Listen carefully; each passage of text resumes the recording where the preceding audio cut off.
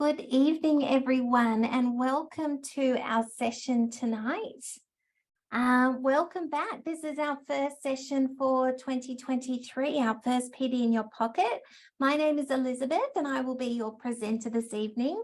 Thank you so much for taking the time to join us today. This is our session on welcoming new families in family, welcoming new children and families in family daycare. So a great time of year to do this session. I'm sure you've had a few new children and families joining you. Before we get started, I can see that there's quite a few people already with us, but we are waiting on a few more. But while we wait, I would like to acknowledge the traditional owners of the country on which we meet today. I know we're all meeting on different lands with many traditional owners, but New South Wales Family Daycare Association, as always, we are presenting from Gadigal country.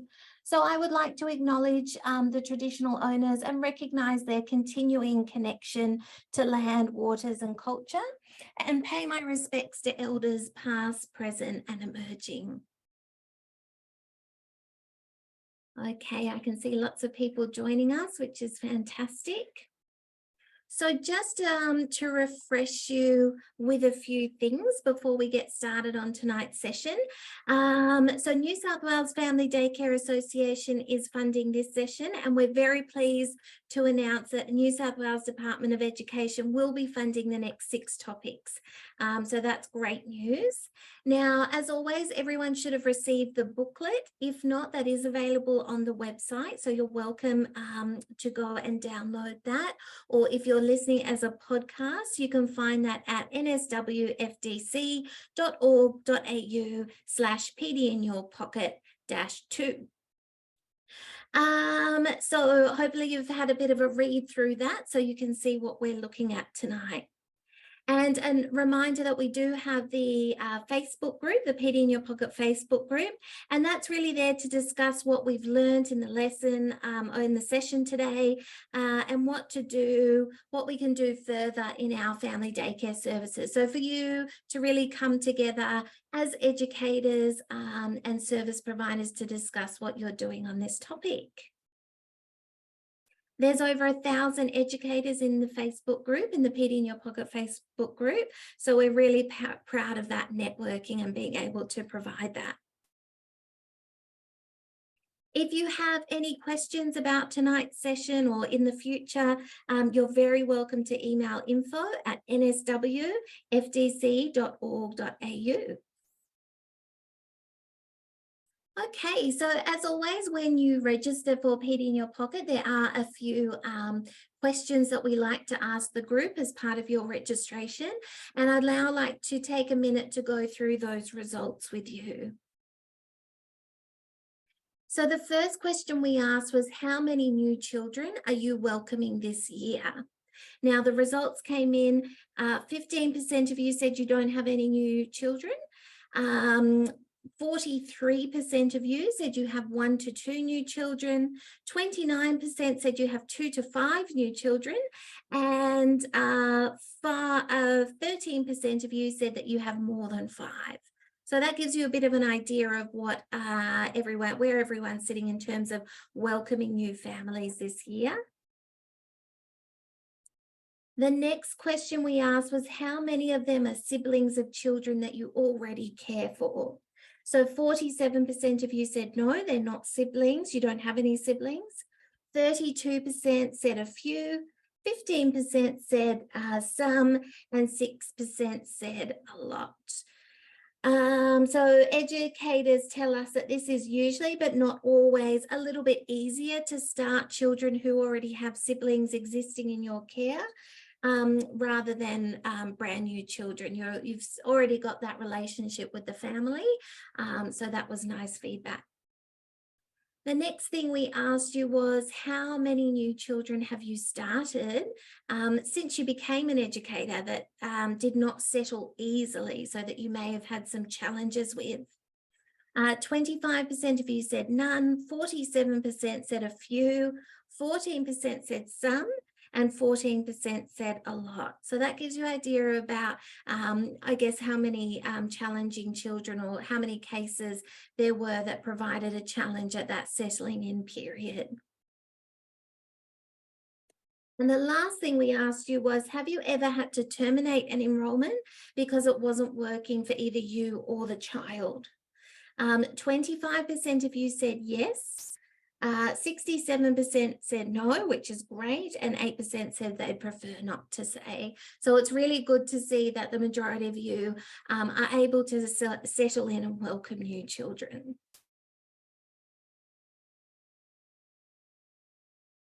Okay, let's have a look at tonight's content. So what we are covering. The big question, why is welcoming new children always important, but sometimes difficult? It can be challenging. Some of you know that it may be a bit of a daunting time of year when you get in fresh children and you have to make sure that you're meeting all their needs and getting to know them. So we'll have a chat about that.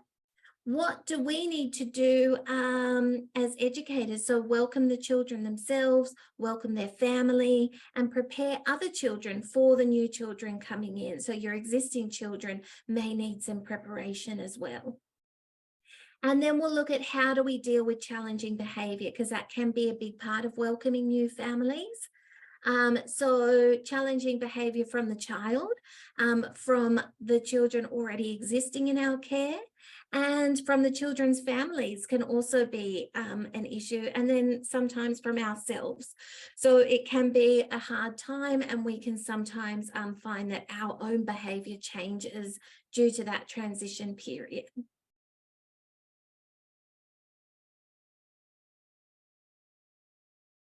All right, so firstly, let's have a look at why is welcoming new children sometimes hard. So welcoming new children can sometimes be difficult, particularly at the beginning of the year, as older children who are familiar with you and your environment and your routine, they've really got into it. They then move on, and then they move on to school, and then you're welcoming new families who can sometimes feel a bit unsafe or unsure outside of their family care. So there's that adjustment period. Some children can adjust quite easily, while others may take a little longer and need some additional support. So we know that change is hard for all of us, and even harder for a small person that has less experience in dealing with it. So this might be their first time going into care. They may not have experienced that before. So it may be a bit of a time of challenge for them as an individual child. Now, the EYLF, the Early Years Learning Framework, it defines succinctly, it says different places and spaces have their own purposes, their own expectations and ways of doing things. So that in itself can be a big change for little children, and it can sometimes cause a bit of stress, and of course their parents and carers as well. So why is welcoming new children really important? And it's important that we do it well. So it's important that both the child and the other children already existing in our care, and yourself as the educator, make sure you're looking after yourself. It's important to provide a supportive transition phase into your family daycare. So the children already in your care, as we mentioned, they've formed an attachment to us as their educator over time, and have also worked out how to navigate your family daycare. So what to expect of you as their carer, what to expect of themselves. So setting those new boundaries, it might be quite different to home. You might have different rules or boundaries or routines that you put in that are slightly different to the home environment. So they need time to learn how to navigate your family daycare.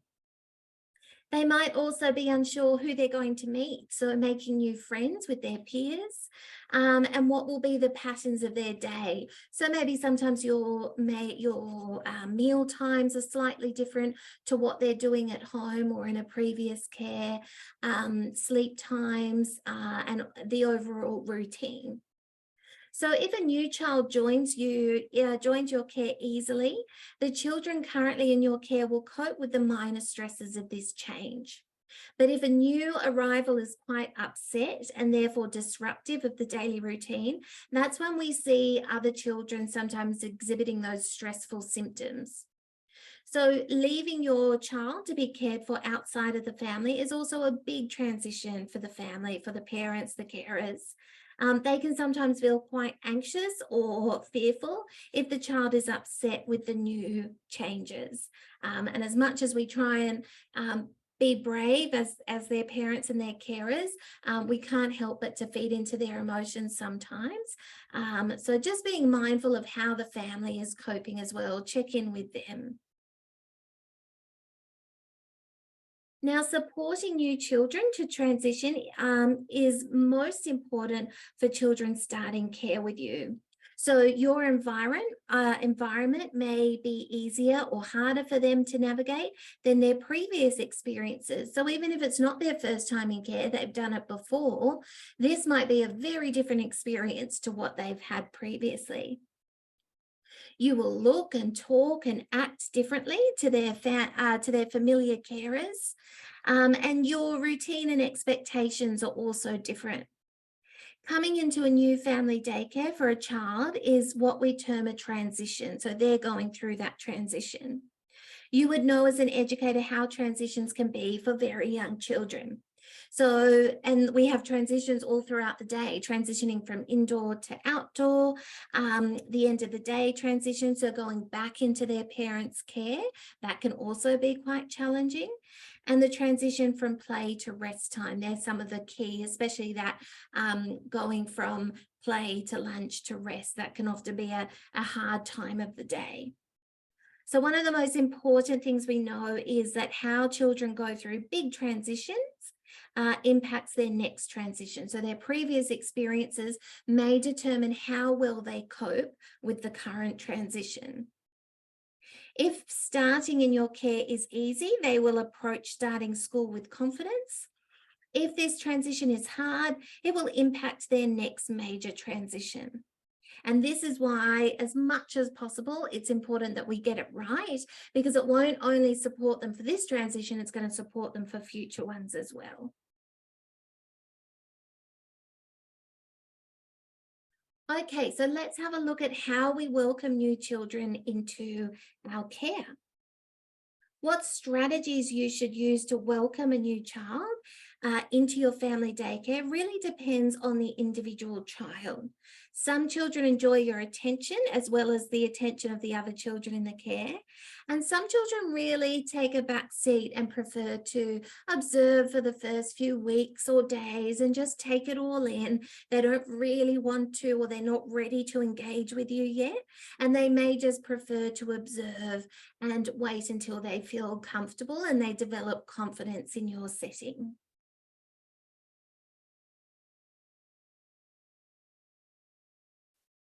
So going back to the EYLF, the Early Years Learning Framework, it tells us that children bring family and community ways of being, belonging, and becoming to their early childhood settings. So by building on these experiences, educators help all children to feel secure, confident, and included, and to experience continuity in how to be and how to learn.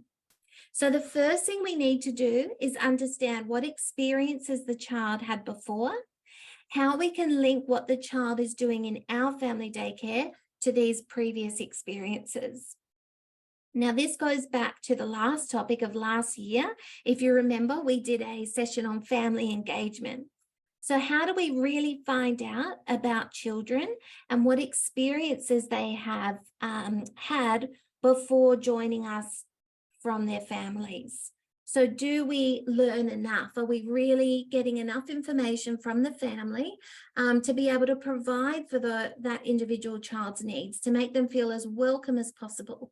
And it can be something as simple as knowing what to have ready when that child arrives. So if you can have ready something that they really enjoy, something they're really interested in, it can make a huge difference to their whole day. It can make a big difference to the drop-off, so the transition itself going from parental care into your care, and it can make the child have that sense of belonging, which is really what we want.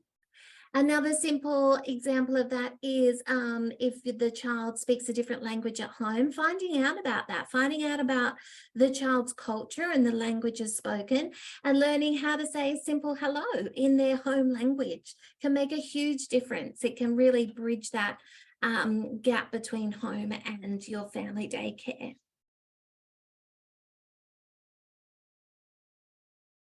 Something else that works really well is giving children an active role in preparing for the transition. So assisting children to feel involved in your care can help with their transition. When families join you for orientation, suggest that they bring a photograph on their first day for the child to feel familiarity so they can pop that up on the wall. Discuss things to bring when they are starting care involving the child if they're old enough. So what do you think, what are your thoughts on your day here? And you could even include them in setting out the daily routine. So what order do you like doing things? And do you prefer playing inside or outside? And we could see which one we do first. So involving the children and getting them to be an active participant. Now, things you could also support the family to do in the home is to be actively part of that transition is, packing their bag for the day or packing their lunch, getting them involved in getting ready for family daycare. That can really help as well.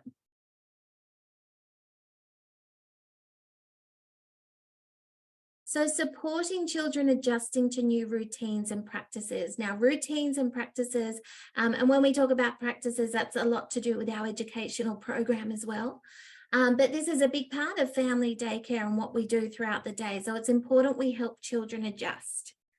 ASIQA suggests that educators can support children by being aware of their abilities, their challenges, and their unique needs. Creating and just going back on that with their abilities and challenges, as much as possible, we want to promote a strength-based practice. So understanding what is this new child in my care good at, what makes them feel a sense of achievement, and rolling with that. And then later on focusing on, okay, now let's have a look at some of their challenges and what I can help with. Creating physical environments, programs and routines that allow children the time and resources needed for positive interactions with their peers. So when a new child starts, try and slow everything down. Give them time to fully explore one experience before starting another. So imagine coming into a brand new family daycare service. You've never seen these resources before. Maybe there's things up on the wall that they're not familiar with. So that first couple of weeks could really be about just them getting used to their surroundings. Where's the bathroom? Where am I going to sit down for lunch? Where do I take my rest time? Just letting them absorb all that and get into a routine and get comfortable. I wouldn't be setting too many goals too early on or trying to overwhelm them with too much of a structured program, just getting them really comfortable and getting the feel for your service. Another thing that ASIQA suggests is supporting children to explore reciprocal rights and providing activities that recognise children as capable and competent learners. So you could, if you've got a group of new children starting, one or two, or even if it's just the one, getting them to contribute to your rules or behaviour guidelines of what you expect from them. So making them feel really capable and their rights, what's your right as an educator, what you expect from them and what they can expect from you. Considering the pace and flow of the program that allows a balance of play experience, individual and group time, quiet time, noisy time, active time, passive time. So making sure there's a good balance there. Being intentional in planning and support to scaffold learning. So don't forget you can guide them absolutely with a lot of intentional teaching. Promoting a range of social skills such as group entry skills. How can they introduce themselves to their peers, start that friendship, start those networks within their peer group. Offering extended periods of uninterrupted play. So once they do start getting comfortable, you might notice that they're spending a bit more time independently engaging with the resources. So let that go, promote that. And encouraging children to take on different roles within the group. So of course, we know some children are naturally, they fall into leadership roles.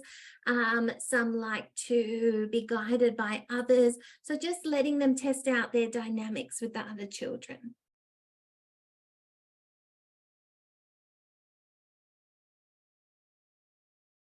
Okay, building positive relationships.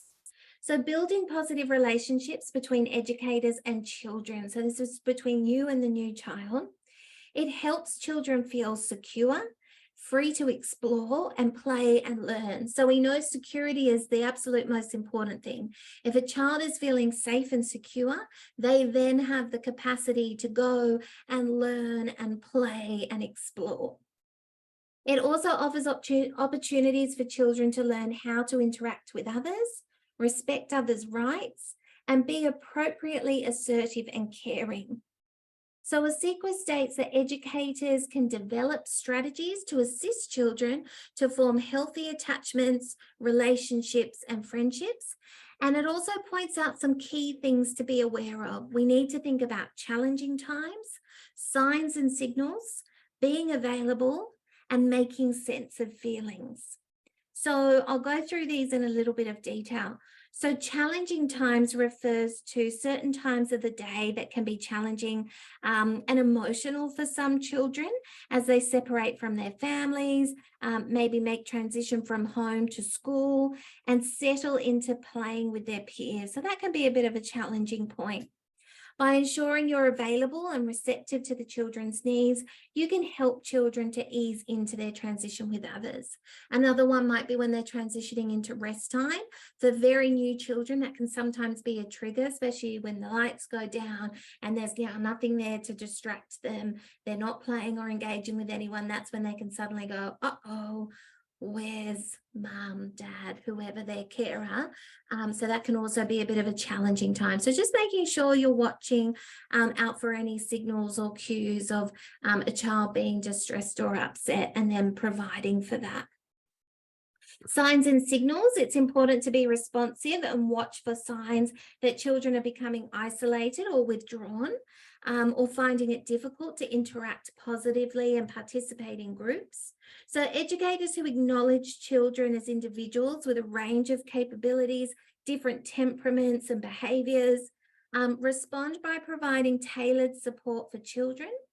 And children who appear to be independent and do not seek adult help may also still need support in building relationships. So just because they come across as really independent and secure, just check in to see if that's really the case. Some children are very good at putting on a brave face, but just checking in if you think that they may need some support. And then making sense of feelings. Sorry, I've skipped one. Being available. So educators also need to be emotionally available to assist children. So be clear about your feelings and relationships with other children. And are they able to show empathy? That's a really important thing. And then lastly, making sense of feelings. So children often need help to make sense of or to organize intense, confusing feelings like anger, sadness, if they're disappointed, if they're jealous. This might be the first time they've had to share things with children their own age. So by helping children understand and manage their feelings, their emotions, and recognize the same feelings in others, you can assist them in them building friendships and participating positively in those social relationships.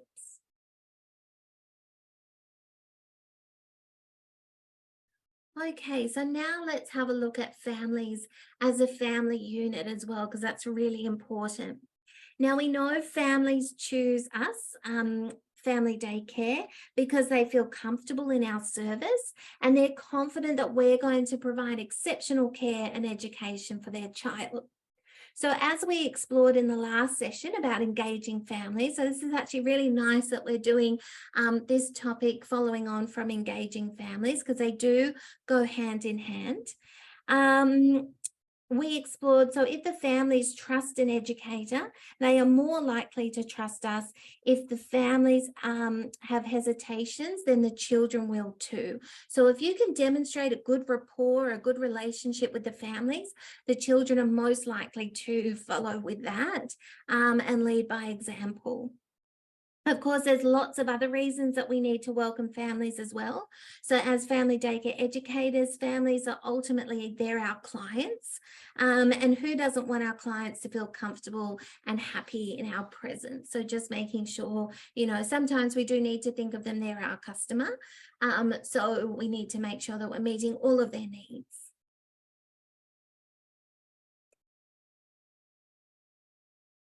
So do you encourage family members to stay with the child as long as they wish during the settling in period?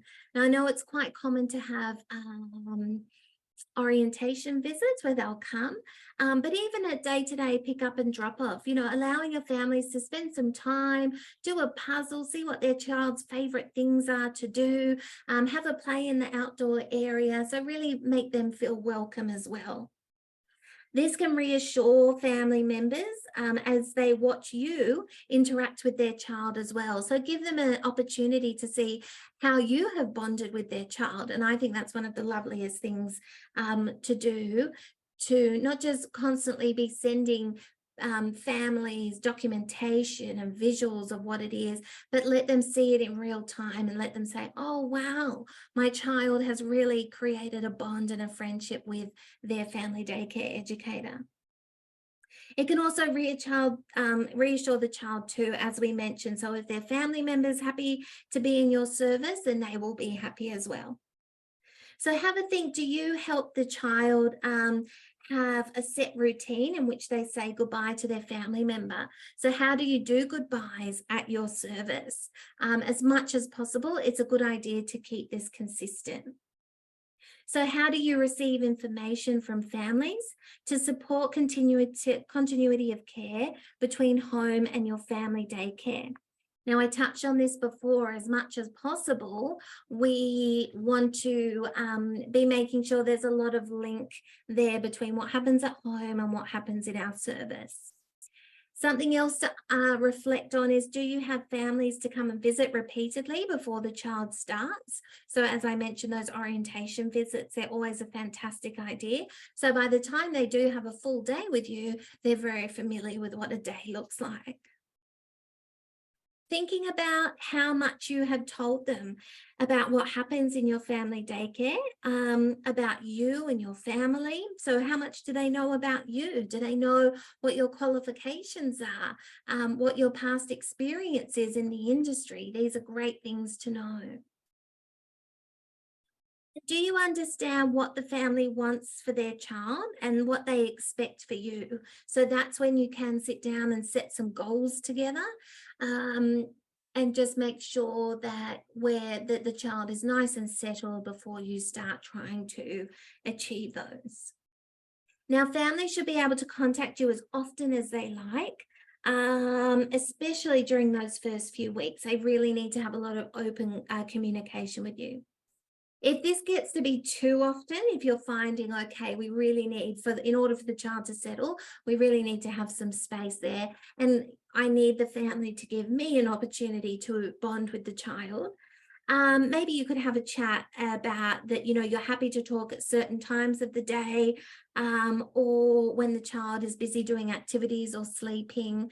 So you can definitely guide what that interaction looks like, but making sure that you are really available.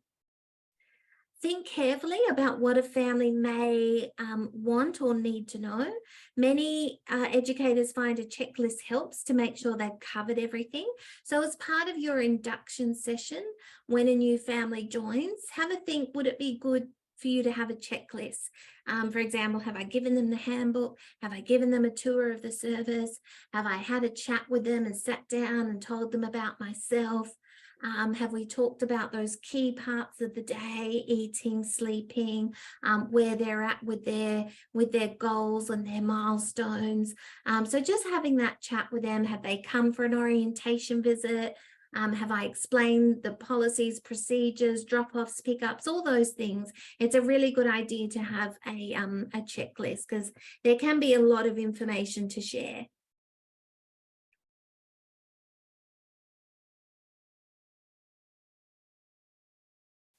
Okay, and then of course we need to prepare the other children in our care. So here we're talking about the existing children. When you have new children coming in, we need to make sure that the existing children are prepared and ready for that. So some things to think about that may help in preparing your existing children for new children, or a new child, even if it's just one. Sharing a photo of the new child with your existing group and discussing ways to help prepare for their arrival. So just having a visual of that new child who's coming and saying, this is our new friend, and maybe having a group conversation of how can we make this person feel welcome. And the thing I love to do is bring to the children's attention, do you remember how you felt on your first day? So now you're all confident and settled in, but do you remember how you felt on your first day? That's how this person's going to be feeling, and go from there and develop that conversation of empathy. Giving examples of special things to do, such as drawing for the new child, choosing a favourite toy or book. So getting the children involved in how can we help this new person settle. Asking the child to help with any preparations that you need. So if you need to make them the new child a locker tag, or a place for their hat, getting the existing children to assist in that. We're getting ready for our new friend to arrive. Discussing different changes that may occur when welcoming a new friend. So, okay, our group's going to get a little bit bigger now. So instead of 3 people at the lunch table, we're going to have 4 people at the lunch table, and just bringing those things to the children's attention. What other ideas have you had to prepare children? So if you have any ideas, it'd be great to pop those in the question box now, and I'm happy to share those with the group. So if you've done something previously that really supported your existing children prepare for new children coming, and you'd like to share those, I'm happy to read them out.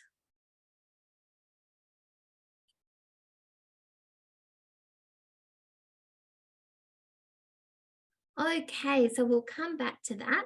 So while preparing your existing group of children for the new arrival, remember there will inevitably be changes, both positive and challenging. So discuss the positive challenges. Discuss the positives and challenges, but make sure you're putting a real focus on the positive, to say this is a great thing that we're going to have a new friend, and then run through some of those things that I spoke about. Okay, so while I wait to see if anyone has anything to share about any experience they've had, I've got a interview now. It goes for about 15 minutes. So I'm going to play that for you, and then we are going to come back together.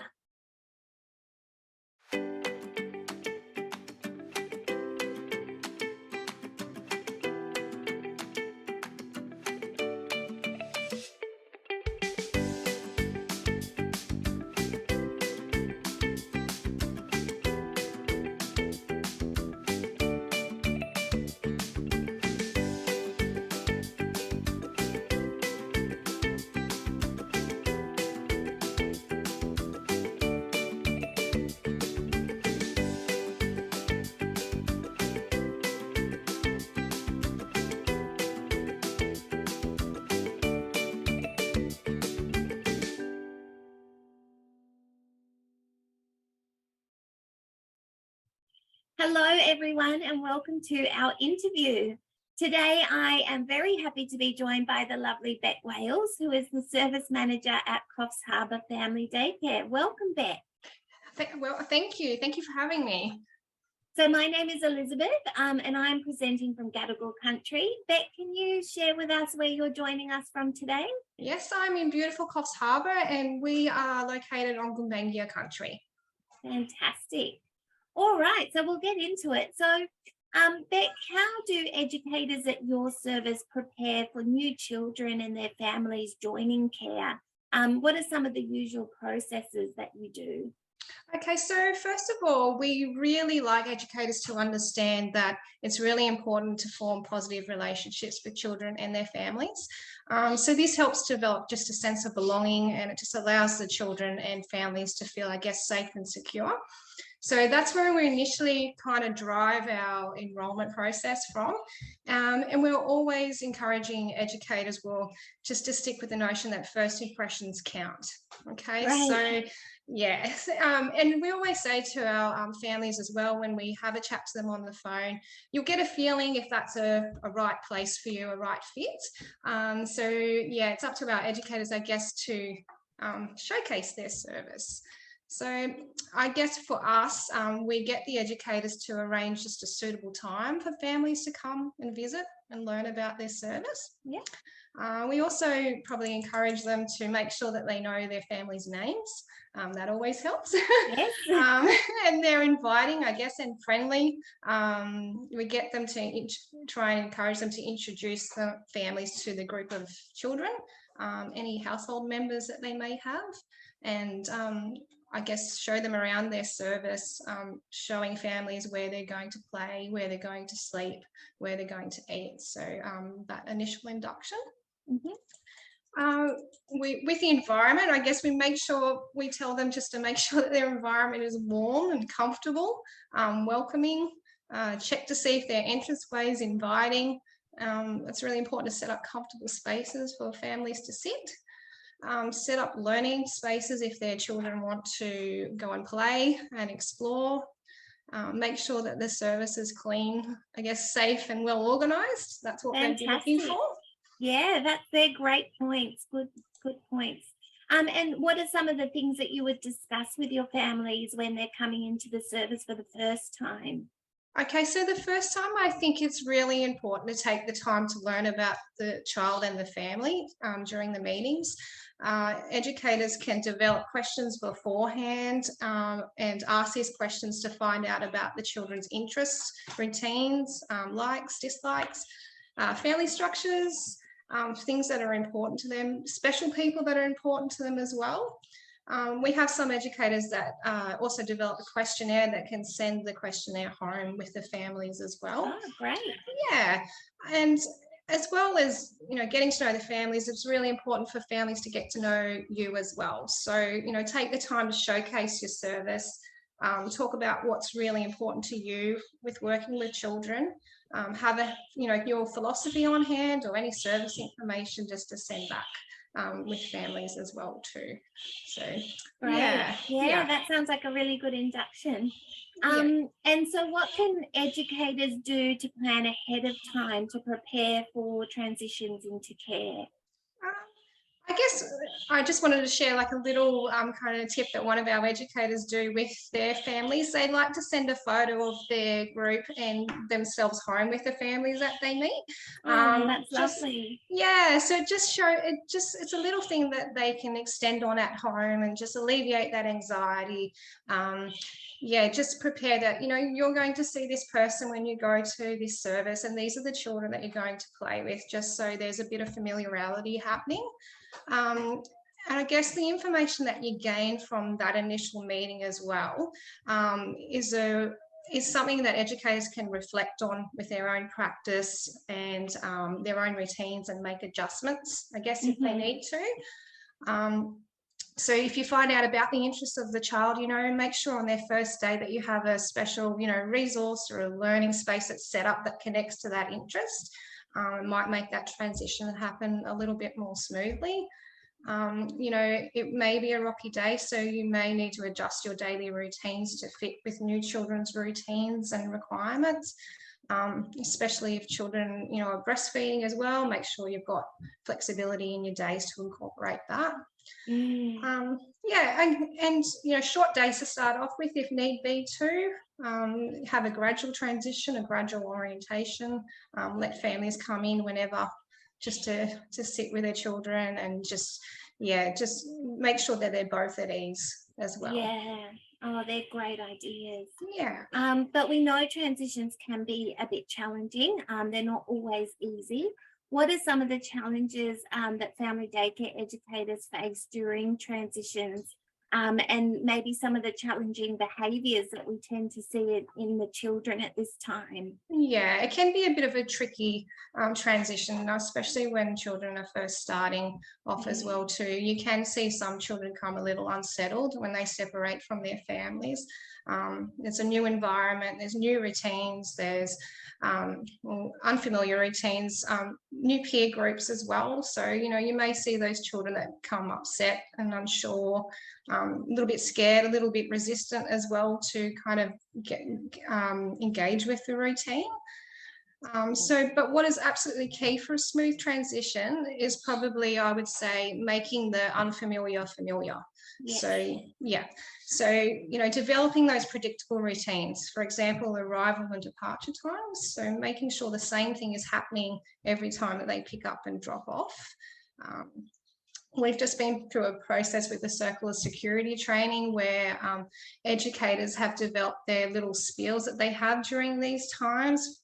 For example, they tell children that their job is to keep them safe. So children are always looking for people that they know are going to keep them safe. So I guess that little spiel and getting the families to say that spiel, and then what's going to happen next. Like, I'm here to keep you safe today. We're going to have a great day playing. So getting families to kind of get on board with that routine and spiel too. We've seen in our service a massive change in our transitions with new children. Oh, fantastic. Great. And you've mentioned some great support that's there for both the children and the educators to overcome those challenges. Yeah. And then in regards to the families, what do you feel the families need or appreciate the most when they're settling their children into care? So I guess children and families need to know that they feel valued, I guess, that their children are going to be safe. They're going to have a great time at your service. I guess they need to know that they're going to be involved in the decision making of what's happening at the service as well too.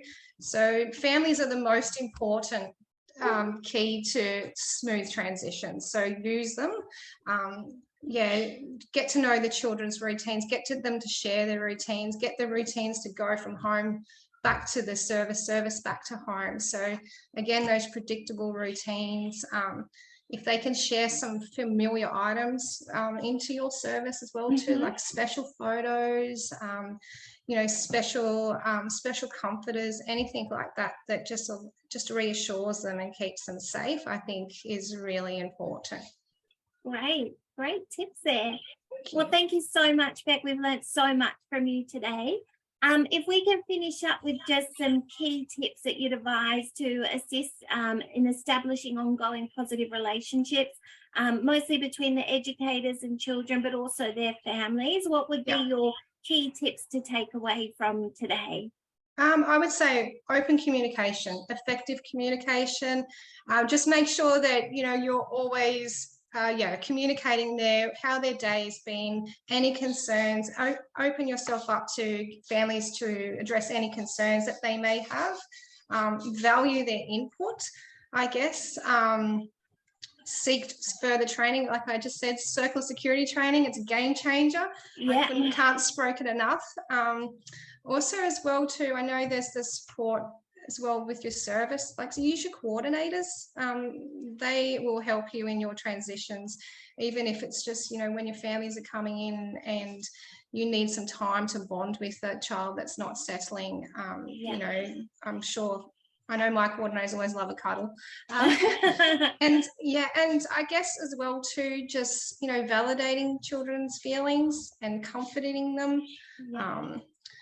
Families need to know that their children are going to be loved and they're going to be safe. And, at the end of the day, family daycare is just such a beautiful space to create that sense of belonging, that home environment. And that extension of family, that's really what family daycare is.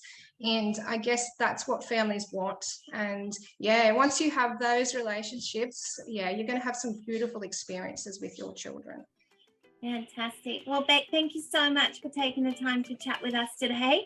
We've learnt so much. It sounds like you've got great transitions and welcoming strategies going on at your service. So thank you for sharing them. You're welcome. Thank you for having me. Thanks, Bec. Okay, wasn't that a fantastic interview? And a big thank you to Bec Wales for providing all of that insight to us. Excellent. Now, while we were playing that interview, I got some lovely feedback about any success stories on helping the existing children adjust to new children coming in. Someone suggested having the existing children, so those that are already very settled and established, giving the new child the tour around the service, which I think is just such a fantastic idea. It just promotes, that leadership and that peer interaction. So that was lovely. Another suggestion was to get the existing children to help run a group time, and as part of that group time, welcoming in the new child. And another suggestion was to include the new child's language. So if they speak another language at home, when playing music or singing rhymes, just to promote that inclusiveness. So thank you everyone for those great suggestions. Now we're going to move on to challenging behaviour. So sometimes, despite our best intentions, we are faced with challenging behaviour. And that can be from the existing children, the new child, or even from ourselves, as I mentioned. So how do we manage this challenging behaviour? And what do we understand of challenging behaviour? So let's have a look at that.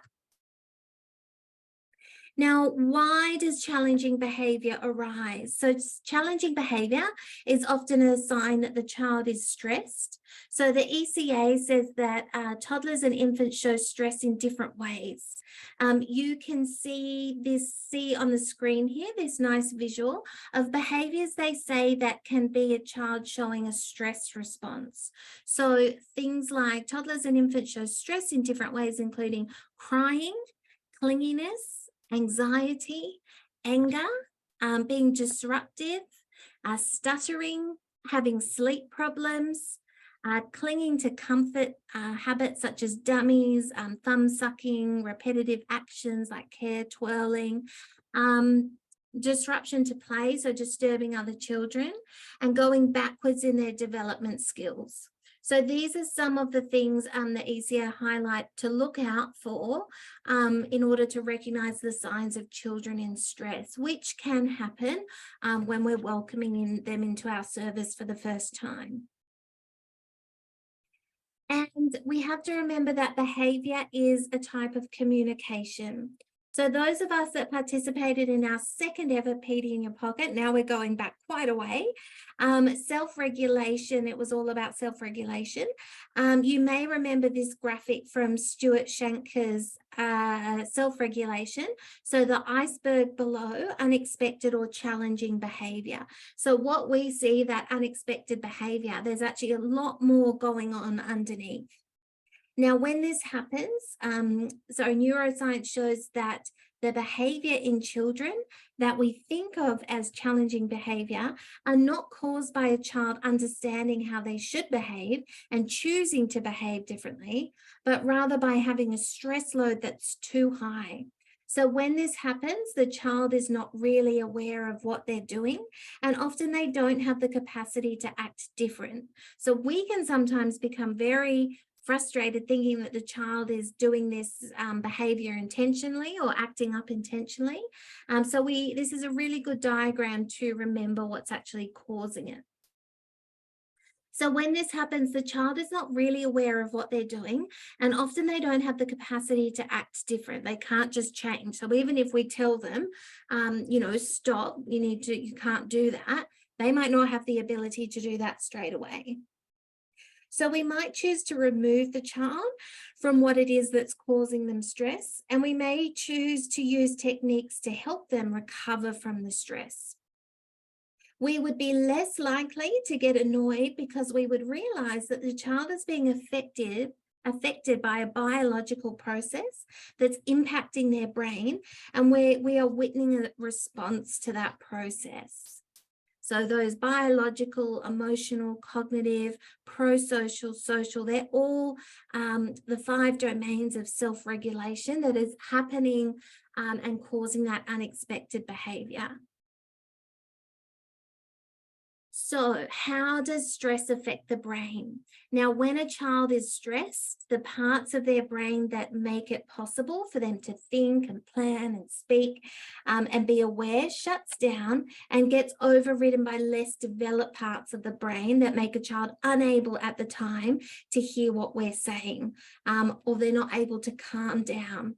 So when the less developed parts of their brain are in charge, a brain is burning a lot of energy. So they have no energy left to change what they're doing. And when this happens, self-regulation teaches us that it always happens because the child is dealing with too much stress. So they've reached their limit, their capacity, they can't cope anymore. So often these stresses are not obvious to us. And what stresses one child is not necessarily a stressor to all children. So that's where it comes in handy to know each child as individual. But hidden stresses can cause a child to burn energy without realizing it, and how they recover from spending that energy on stress can impact parts of their brain, such as language and self-control. So the brain's response is needing to use a lot of energy, so to shut down parts of the brain that's not needed immediately.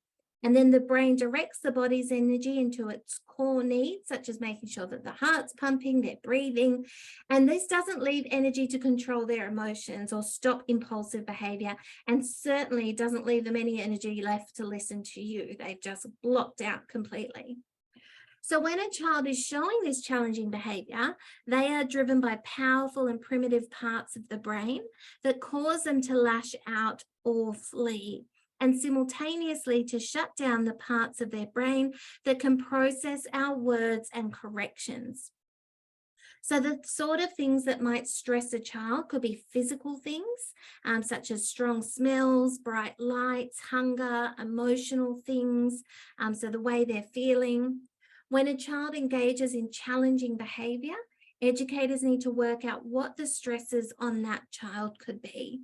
So I'm sure you've noticed as an educator at some stage where you've turned the lights down, you've turned the music off, you've got everyone to sit down, and everyone seems to calm down. So really understanding, okay, what's causing this child to stress?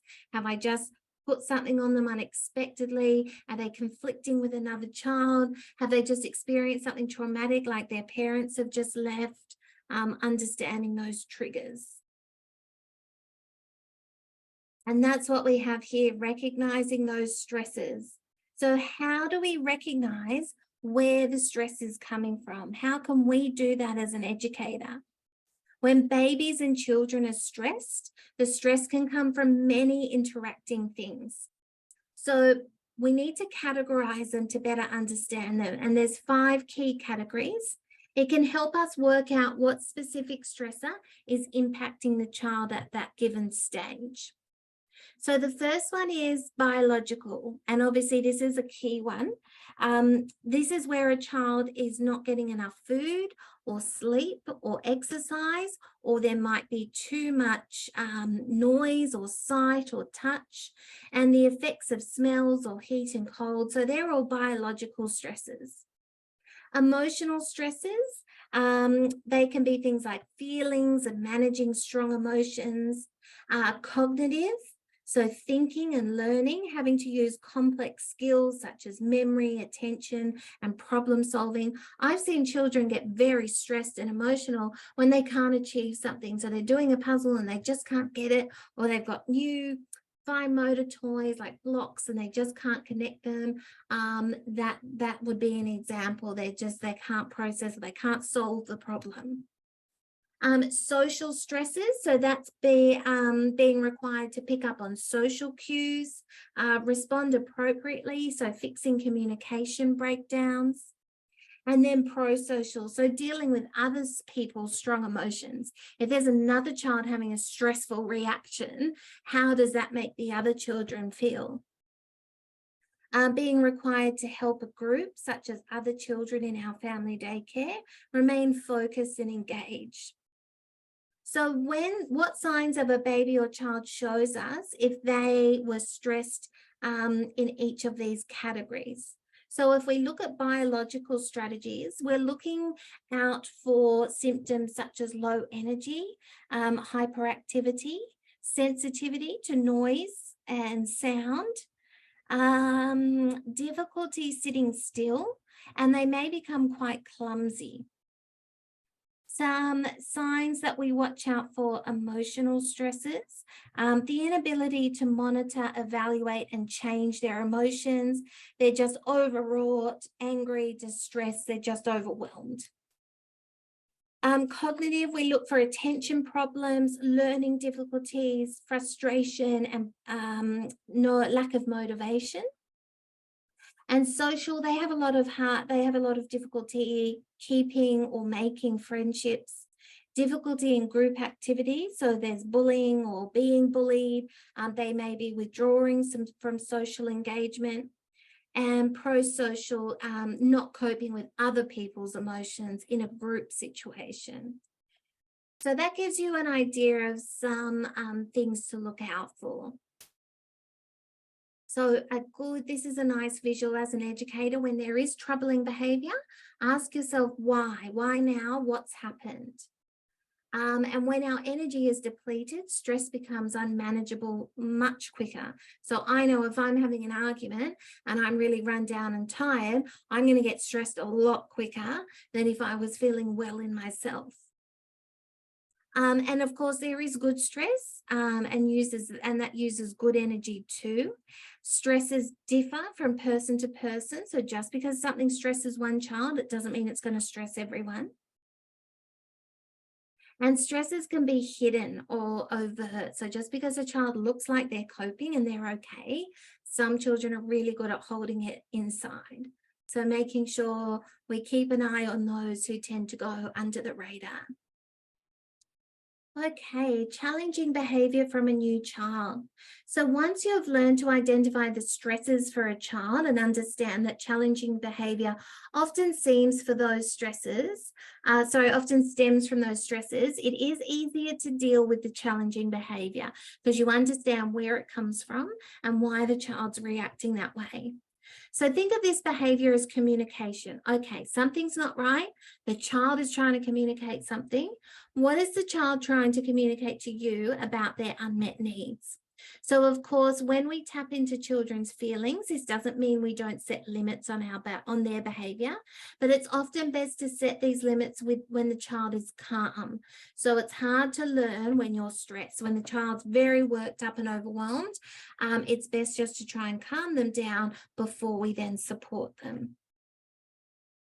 Remember also that it's possible that the child has different limits on their behaviour at home than they do with us. Now, if anyone here is also a parent, I'm sure you're aware that their behaviour can very much change your child's behaviour can change in different company.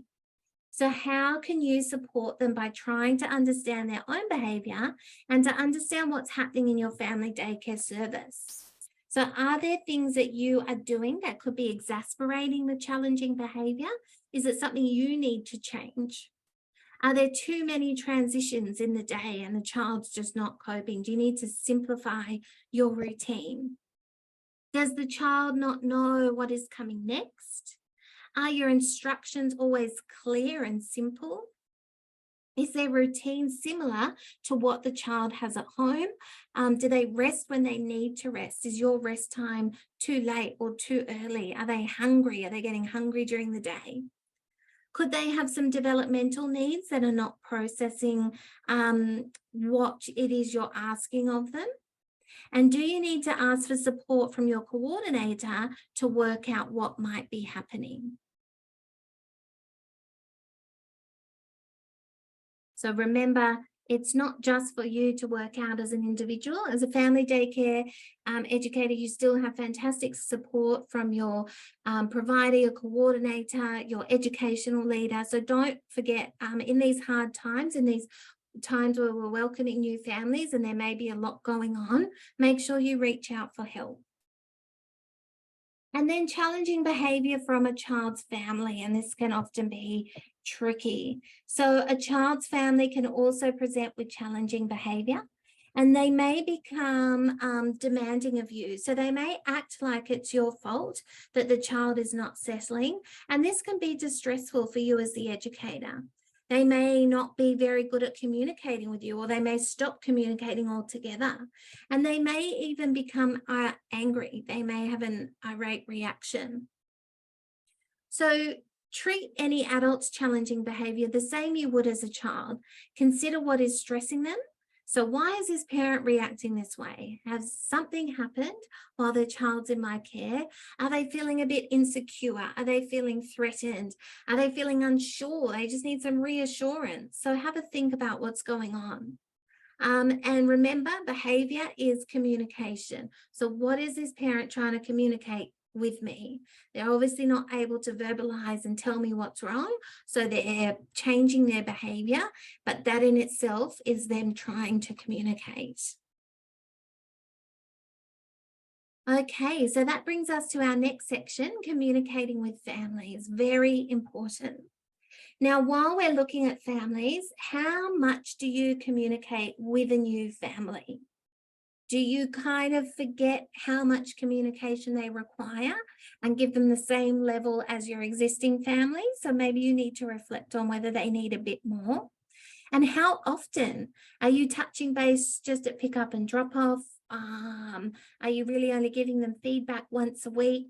So if their child is having a hard time settling in, do you tell them, or do you downplay it? Do you try and be more reassuring and say, oh, everything's fine? But what are the repercussions of that later on if you do then have to have a difficult conversation or a challenging chat with them about that their child's not settling very well? Have you kind of misled them? So is it better to give them an honest feedback at the start? Now, I do think honesty is always best, of course, and it's good if you can just balance it. So if you are giving them some feedback that's not altogether very positive, like they're still not quite settled and they're still getting quite upset when you leave, but this week they did start to form a friendship, or they really started engaging with the resources. So making sure you balance it. So the rule, definitely always be honest. The family knows their child and they will know if they're happy or not. So even if you're not giving them that feedback, it's very certain that they'll be able to sense that, or the child is going to go home and say, I didn't enjoy today, or I cried at lunchtime or rest time. So better to give them the honest feedback. Tell them the child is having some difficulties with settling, but then also reassure them that there are positives throughout the day. And talk to them about the fact that it's a big transition, and tell them that you know ways to make the transition easier. So make it about the child's stress and not about you. So not saying, oh gosh, it's your child's being really hard for me at the moment. Make it more about the child. Okay, that child's having a bit of a challenge, but we're going to help them. And then try as much as possible not to get defensive if they do say, oh, well, last time they were in care, they settled much quicker. Try not and take things personally. Different children will always react in different ways to different situations. So if it's the first time going through something with a child, we're not to know how they're going to respond. So what does that actually mean in terms of communication? So maybe we could canvass amongst the group now how often you would communicate with new families once their child has started. So what's the frequency looking like? So if you'd like to put that into the question box, I can share that with the group. Or into the chat box. How often would you communicate with new families when they're struggling to settle in? So is it daily, weekly? And I'll give you a couple of minutes just to put your response in. Okay, fantastic. So a lot of people are saying daily, which is really good. Obviously, you need to fill them in every day. And a lot of people are mentioning photos too, that photos can, a picture can paint 1,000 words. So it's a really good idea to send through visuals if you can, because that It's not just you relying on what you tell them, but they can see for themselves that their child is engaging with other children or enjoying themselves playing with something. So that's great. Thank you for that feedback. Now, there's no answer to what is the perfect number of times that you should contact a family member, but certainly a message or a quick pick in the first hour will go a long way. So if you did have a bit of a rocky drop off, think about all that mum or dad's now gone to work and they may be worried or thinking about the child. So sending a quick photograph to show, they're no longer crying, they're playing with their friend, is a really good idea. Okay, so another one in the middle of another photo being sent in the middle of the day is also a really good idea, and maybe even one before they arrive for pickup, just to reassure them that, not to rush, they're happy and they're fine. And I'm just looking at there's lots of feedback coming through. Someone's also said videos, which is great. Obviously just doing what you can in terms of communication. Attending their phone calls. Yeah, that's a great one. So if they are a bit anxious after drop off and they try and contact you and they can't get through, that's not going to make them feel great. So making sure you are available to take their call, or even better, using your initiative and giving them a quick call and say, hi, just wanted to let you know that Jimmy's now settled and everything's okay. They'll really appreciate that. Right, and some people are also saying more than once a day, so a couple of times, absolutely, especially in those early days. Someone's mentioned that they go a bit further with the new families than what they normally communicate, so sending them a few extra messages, a few extra photos, just for that reassurance. Yes, someone's mentioned the sandwich effect. So when you need to deliver feedback, start with a positive, then put in what you need to let them know about maybe something not so positive, and then end with a positive as well. So yes, that's great. Okay, fantastic. Well, thank you, everyone. We will keep going.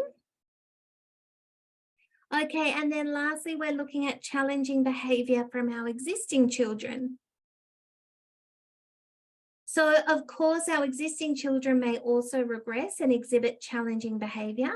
So you can use your stress detector behaviour to work out why. So again, what are they trying to communicate and what's happening underneath that iceberg that's causing that behaviour? So are they scared you don't have much time for them? Do they think that the new child doesn't like them? Has the new child changed the social dynamics? Maybe two children who used to play together a lot, now this new child's come along and someone's feeling a bit left out. If the new child is showing symptoms of stress like crying and they're really loud, that could then cause the other children stress. So how do you help relieve these stresses? So the table on the slide here is from Gowrie, and it's an example of how behaviours can help children adapt to the situation or environment. So for example, excessive crying. It's when children need to feel safe and nurtured. They may be feeling lost, scared, unable to cope. So crying uncontrollably is not something anyone likes doing. It's something people do when they are completely overwhelmed with emotion.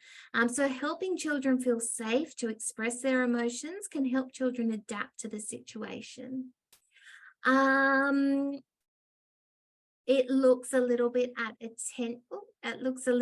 attention-seeking behaviour, and then clinginess. So clinginess is the need to feel safe. They may be uncertain about whether they will be able to return to the adult, or where the adult will be able to comfort them if they come back. So they could be quite clingy, and they're experiencing that attachment issue of having to break that attachment. Okay, so challenging behaviour from ourselves. So challenging behaviour can also make us as educators feel stressed and overwhelmed. So especially if it takes your new child some time to settle in. So maybe you've had a child with you for going on 7-8 weeks, and that can be a long time to try and settle a child. But what if you change your thoughts to, okay, this is a child that really needs to connect with me now.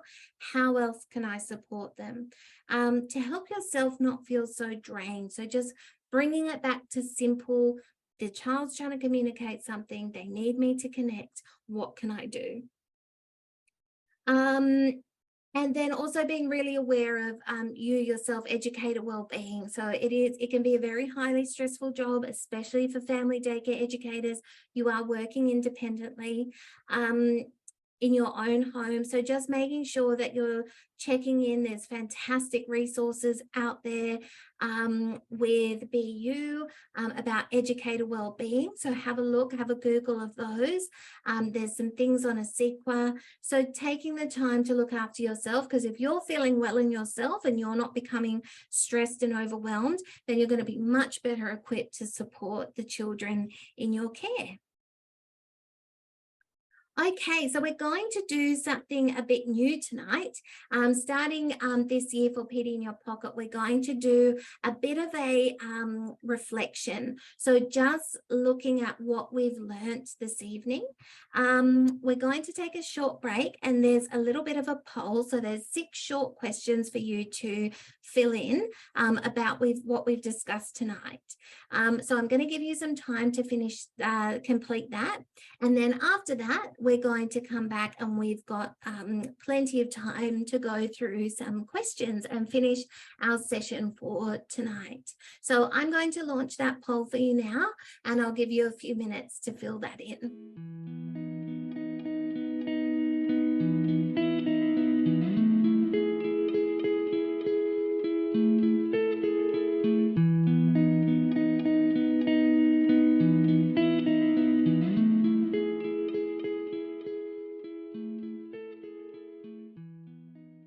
Okay, so with the first question, what are some common emotions seen in children when they start a new service? So we had fear, excitement, confusion. 82% of you got the correct answer of all of the above, so that's great. Question 2, Quality Area 5 of the National Quality Standard requires us to develop strong relationships with the children we provide education and care to. 98% of you got true, so that's fantastic. Question 3, what documentation could you provide families to help them settle into your care? 88% of you said all of the above: routines, policies, handbooks, and service philosophy. Fantastic. Preparing your existing children for a new arrival can be as important as welcoming the new child. And 99% of you said true. Brilliant. And question 5, when children have positive relationships with their family daycare educator, they show signs of all of the above: being relaxed, exploring resources and environments, engaging socially with peers, and positive self-esteem. And 90% of you said all of the above. And last question, when a child is displaying challenging behaviour, it usually means they're trying to communicate a need that is not being met, or there is an underlying emotion that needs support. And 97% of you said true. Fantastic. Well, thank you so much, everyone, for completing that reflective poll there. And that's something that we will now be doing each session for PD in Your Pocket. Okay, we now have time for questions, and I have seen a couple come through. Please just pop them in the question or chat box. I may be a little bit slow going through them, but I'll try to get to as many as we can.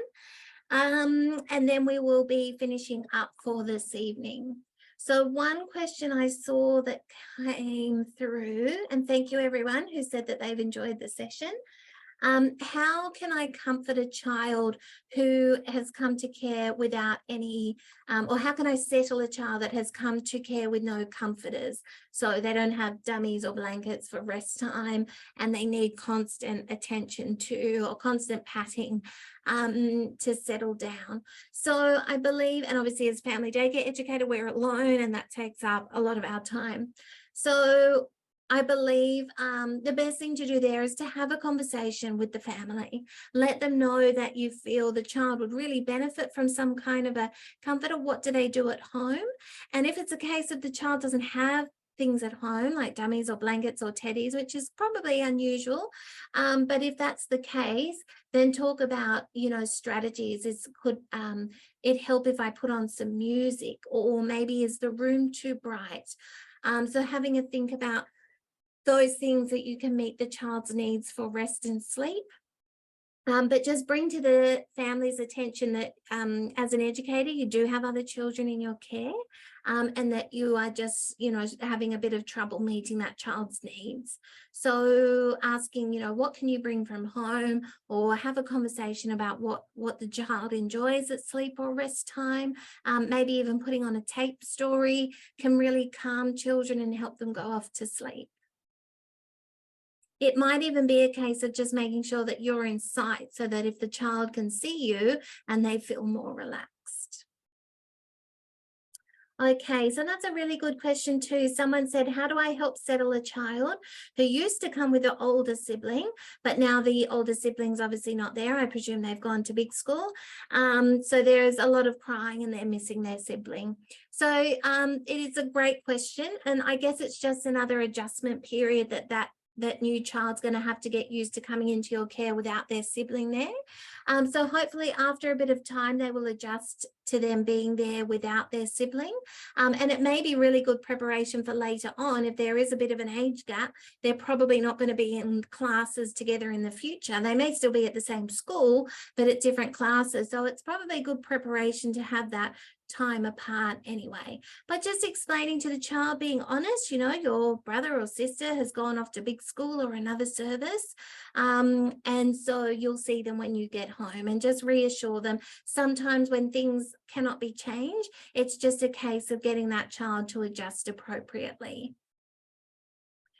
Someone else has said they had a child who cried a lot, and, you know, they're still not able to settle after being in care for a while.